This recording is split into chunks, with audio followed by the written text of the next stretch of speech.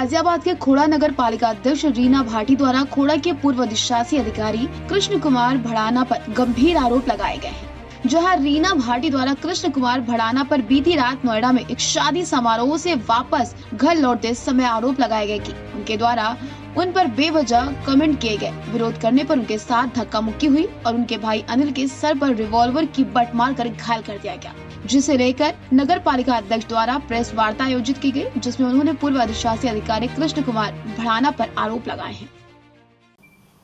देखिए, कल दिनांक 14 तारीख को मैं एक नवेड़ा सेक्टर 11 में एक रिसेप्शन समारोह में गई थी, जो कि हमारे जानने वालों का था।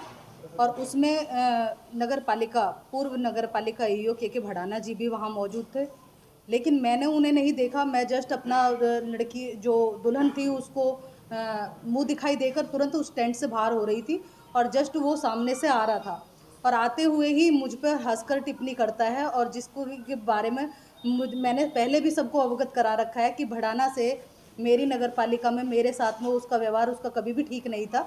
उसके बावजूद भी वो कहीं भी मिलता है तो उसका हंस के और मेरे पे टिप्पणी करके मुस्कुराना वो मुझे हमेशा से ही खलता था। लेकिन उसने जब वहाँ पर टिप्पणी करी तो मैंने उनसे बोला, सामने से बोला मैंने उनसे कि देखिए भड़ाना जी, मेरा और आपका कोई मतलब नहीं है, आप मुझसे दूर रहिए और मुझसे बात करने की ज़रूरत नहीं है आपको बिल्कुल भी। तो तुरंत मुझसे बोलता है कि चेयरमैन साहब देखिए, 5 साल की चेयरमैन ही होती है और अधिकारी हमेशा का होता है और आपकी नगर पालिका में फिर 2 साल बाद दोबारा आ रहा है। मैंने कहा आप नगर पालिका में आओ या मत आओ, लेकिन आप मुझसे मतलब मत रखो, मुझसे आप बिल्कुल बात नहीं करेंगे। तो तुरंत ही मेरी, जैसे मैं उंगली करके उससे बात कर रही थी, तुरंत मेरा हाथ पकड़ के उसने मुझे पीछे को धक्का दिया। मेरे पीछे जस्ट मेरी पीए खड़ी थी जो कि लक्ष्मी है, उनको धक्का लगने की, मेरी वजह से धक्का लगा उसे, वो भी नीचे ज़मीन पर गिर पड़ी। और गिरने के बाद तुरंत मेरे साथ में मेरे भाई थे, जो कि अनिल और विजय, दोनों मेरे साथ थे और अनिल और मेरा गनर भी मेरे साथ था। अब जब उसने मुझे धक्का दिया तो अनिल भाई ने भी उसे धक्का दिया और धक्का देते के साथ में तुरंत ही उसने अपनी पिस्टल निकाली।